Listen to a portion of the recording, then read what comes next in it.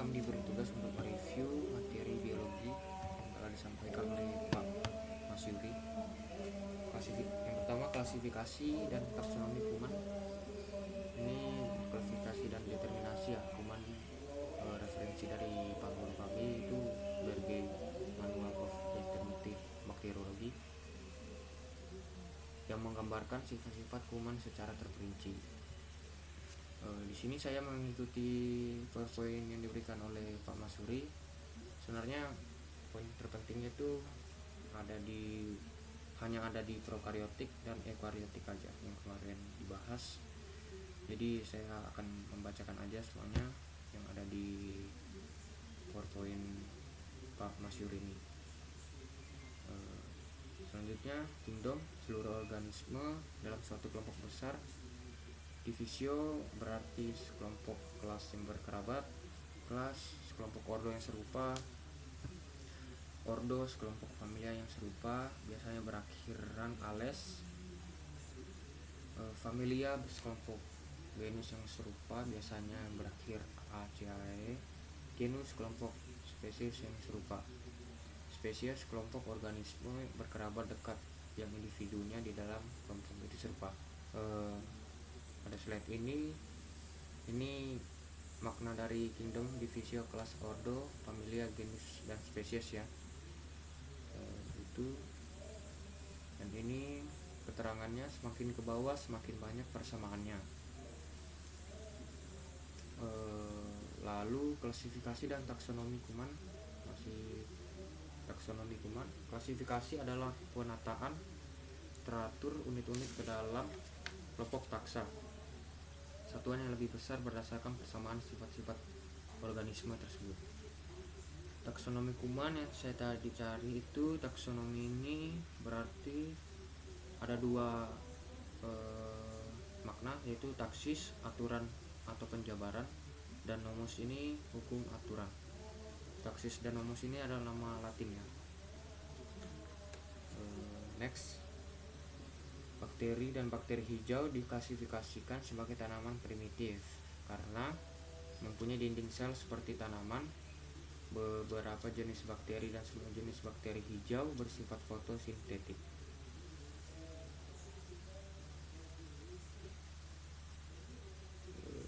Dalam Bergeri, bakteri dan bakteri hijau dimasukkan dalam satu golongan sendiri yang disebut prokariotik.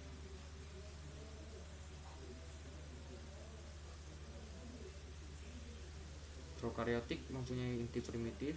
Inti terdiri dari DNA yang terbuka dan tidak terbungkus dalam suatu selaput atau membran. Ini contoh prokariotik. Di slide selanjutnya mungkin saya akan membahas bagian-bagiannya sedikit. Sedangkan eukariotik mempunyai inti yang sebenarnya, contohnya tanaman tingkat tinggi, hewan tingkat tinggi, manusia, dan lain-lain.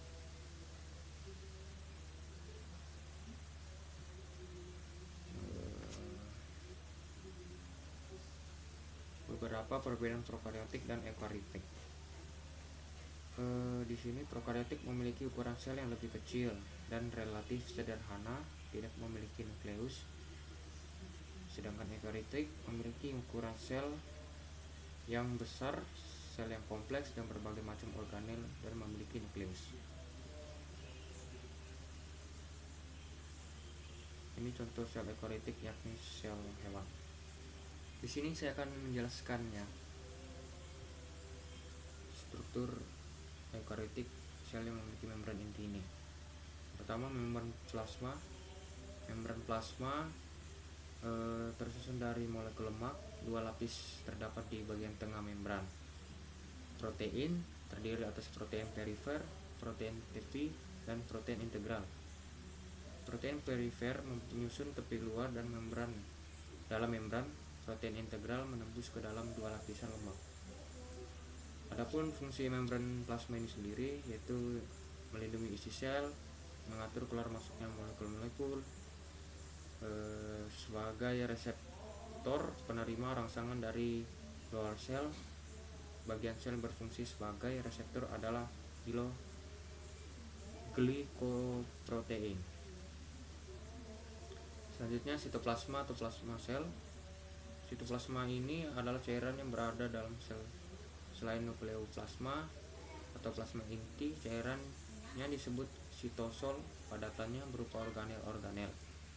Sitosol tersusun dari air, protein, asam amino, vitamin, nukleotida, asam lemak, gula, dan ion-ion. Sitosol disebut juga sebagai matriks sitoplasma. Padatan sitoplasma terdiri atas organel-organel yaitu ribosom, mitokondria, dan kompleks Golgi. Padatan sitoplasma mempunyai sifat fisik yang berubah-ubah karena mengandung protein, dapat berupa fase sol atau cair dan fase gel atau padat yang tergantung pada kondisi sel itu sendiri.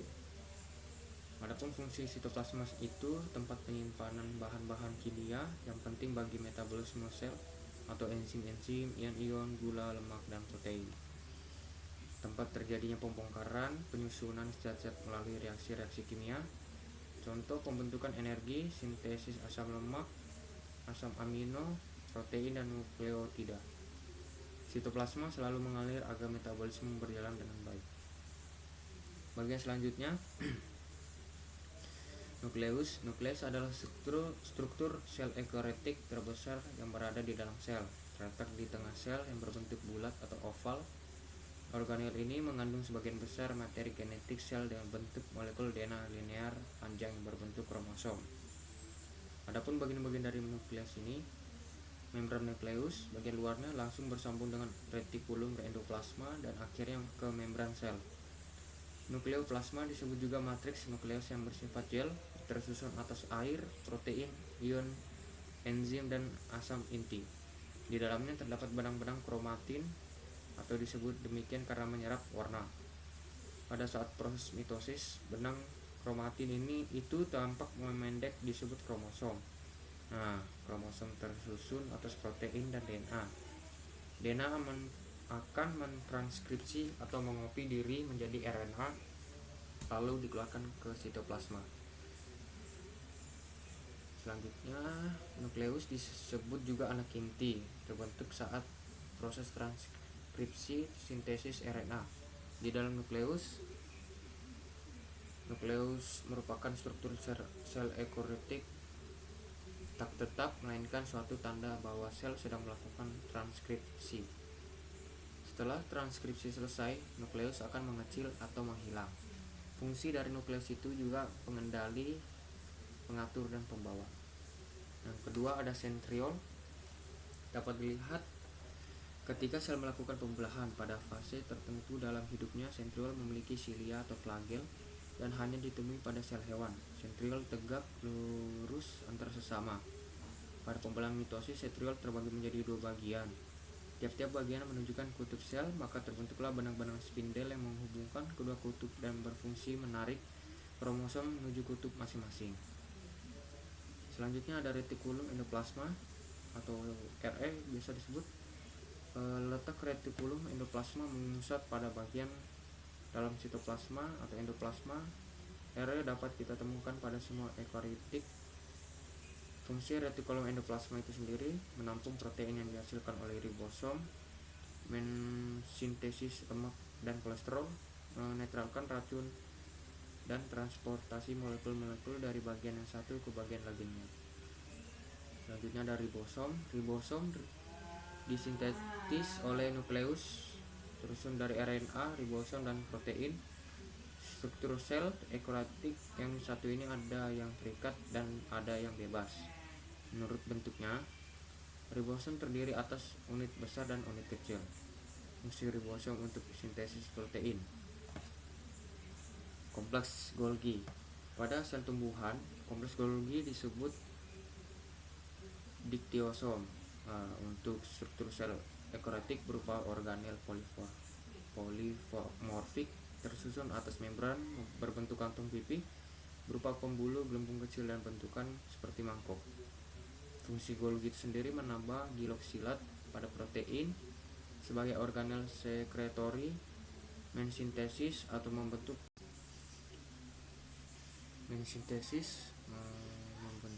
glikolipida. Fungsi keempat membentuk dinding sel tumbuhan dan membentuk sel tumbuhan. Bagian selanjutnya lisosom. Lisosom merupakan membran yang berbentuk kantong kecil berisi enzim hidrolitik yang disebut lisozim. Enzim ini berfungsi untuk pencernaan infrasel, yakni mencerna zat-zat yang masuk ke dalam sel. Selanjutnya, badan mikro. Struktur sel eukariotik pada badan mikro terdiri atas peroksisom dan glioksisom. Peroksisom banyak terdapat pada sel-sel yang banyak melakukan respirasi, contohnya sel hati, ginjal, dan otot. Peroksisom mengandung enzim hidrogen peroksida H2O2 yang bersifat racun menjadi oksigen dan air. Peroksisom berperan dalam metabolisme lemak dan fotorespirasi. Selanjutnya glioksisom. Glioksisom hanya terdapat pada sel tumbuhan, terutama pada jaringan yang mengandung lemak, seperti biji-bijian berlemak. Glioksisom menghasilkan enzim katalase dan oksidase yang berperan dalam proses metabolisme lemak dan akan menghasilkan energi yang diperlukan untuk perkecambahan biji. Bagian eukariotik selanjutnya mitokondria. Struktur sel eukariotik mitokondria berfungsi untuk respirasi yang akan menghasilkan energi ATP. Secara umum, mitokondria berbentuk butiran atau benang yang bersifat plastis, mudah berubah. Mitokondria berkembang biak dengan membelah diri dari mitokondria sebelumnya, seperti pembelahan diri pada bakteri. Memiliki dua membran, yaitu membran luar dan membran dalam. Reaksi respirasi yang terjadi adalah reaksi dekarboksilasi oksidatif, Doer-Krebs, dan transfer elektron.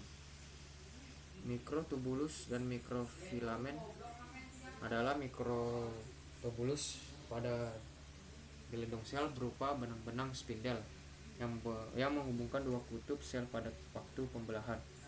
Selain itu berguna pula untuk menyusun sentriol, flagel, dan silia. Secara umum dapat disimpulkan bahwa mikrotubulus berguna pada pergerakan sel. Mikrofilamen merupakan benang-benang halus, tipis, dan memanjang. Mikrofilamen ini mempunyai dua protein, yaitu aktin dan myosin. Banyak terdapat pada sel-sel otot dan membentuk rangka pada sel. Contoh menyebabkan kontraksi pada sel-sel otot, tetapi apabila aktin dan myosin saling menjauh, akan terjadi relaksasi. Pada amoeba berperan dalam pembentukan pseudopodia, gerakan sel, gerakan sitoplasma, dan pembelahan sel. Secara garis besar, saya bilangin bagian-bagian dari eukariotik adalah membran plasma, sitoplasma, nukleus, sentriol, dan retikulum, endoplasma, ribosom, kompleks Golgi, lisosom, badan mikro, mitokondria, mikrotubulus, dan mikrofilamen. Itu badan-badan dari eukariotik dan fungsinya.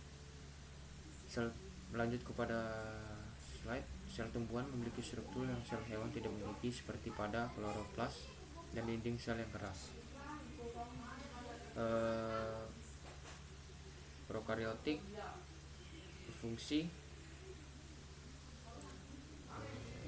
Struktur membran plasma. Yang pertama adalah membran biologis memisahkan bagian dalam sel dengan lingkungan luar.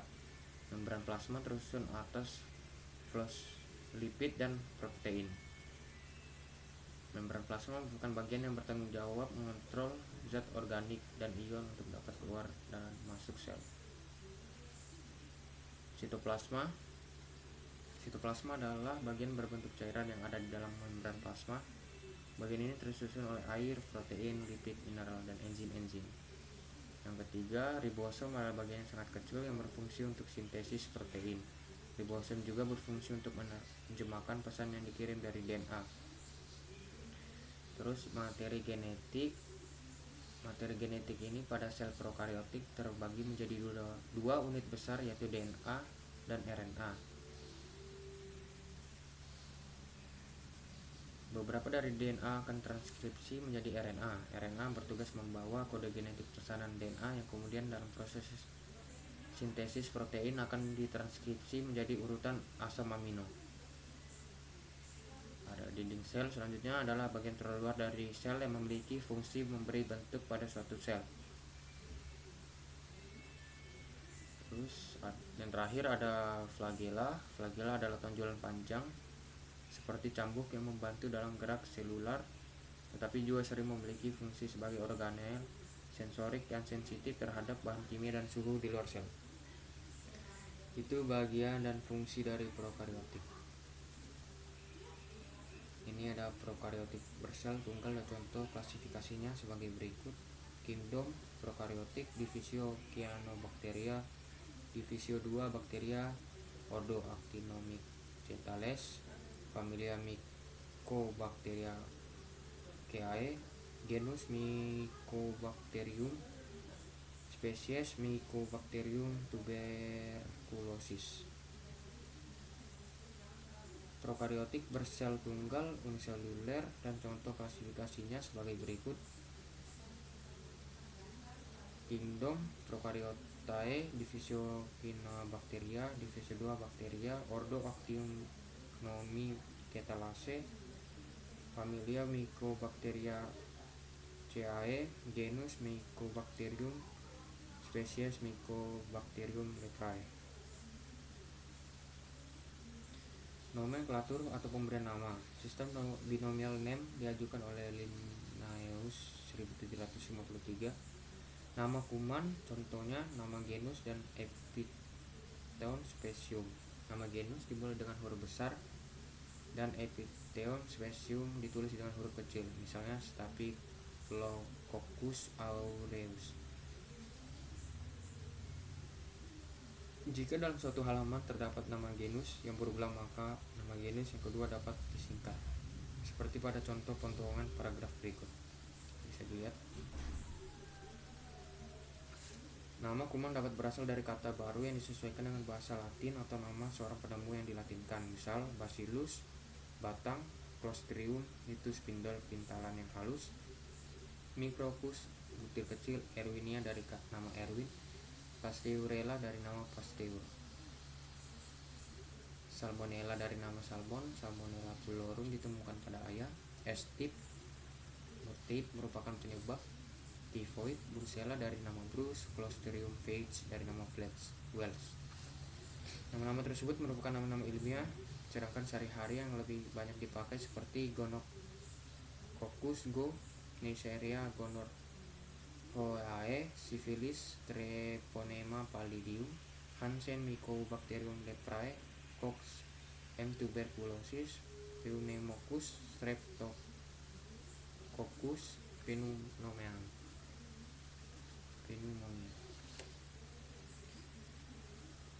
Selanjutnya, strain galur adalah biakan murni kuman tersusun dari kelompok kuman yang merupakan keturunan kuman dari suatu isolat, misalnya Staphylococcus aureus strain Oxford. Spesies bakteri mengandung strain mikroorganisme yang sifat-sifatnya secara garis besar sama tetapi memiliki perbedaan-perbedaan. Biofar, biotik atau biotip merupakan strain yang dipilih sebagai strain yang terbaik untuk mewakili suatu spesies.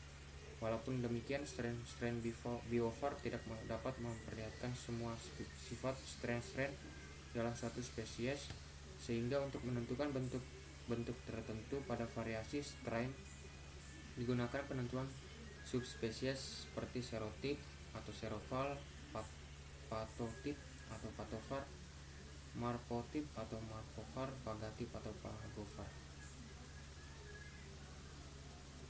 Spesies adalah suatu jenis yang sudah tertentu yang ditentukan oleh sifat-sifat struktural yang bentuk, besar, cara pergerakan Rx terhadap perwarnaan, gerak, serta pertumbuhan makroskopik atau sifat-sifat koloni.